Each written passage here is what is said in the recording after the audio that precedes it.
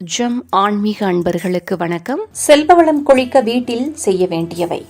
சில மூலிகைகள் செல்வத்தை ஈர்க்கும் சக்தி கொண்டிருக்கின்றன. துளசி செடி மற்றும் பில்வ மரங்களை வீட்டில் வளர்ப்பது செல்வ செழிப்பை உண்டாக்கும்.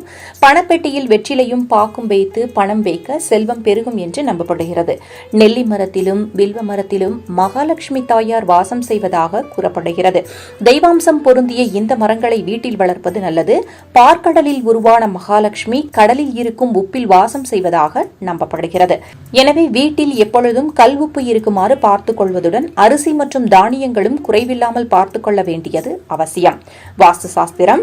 வாஸ்து சாஸ்திரத்தின்படி வீட்டை அமைப்பதும் செல்வத்தை ஈர்க்கும் இடங்களில் பொருட்களை வைப்பதும் செல்வத்தை பெருக்க உதவும்.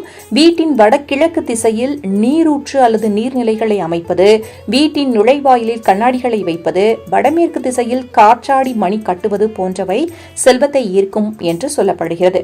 வீட்டில் படிகங்கள், மணி பிளான்ட் போன்றவற்றை வைப்பதும் செல்வத்தை ஈர்க்குமாம். வருமானம் வந்ததும் முதலில் செய்ய வேண்டியவை.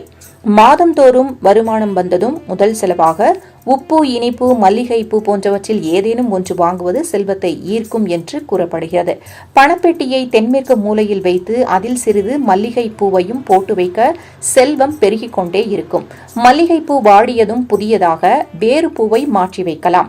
வருமானம் வந்ததும் ஒரு குறிப்பிட்ட தொகையை தனியாக எடுத்து வைத்து அதில் பாலால் செய்த இனிப்புகளை வாங்கி ஆதரவற்றவர்கள், சாலையோர பணியாளர்கள் போன்றவர்களுக்கு கொடுத்து வர செல்வத்திற்கு பஞ்சமோ தடையோ வராது, பெருகிக் கொண்டே இருக்கும்.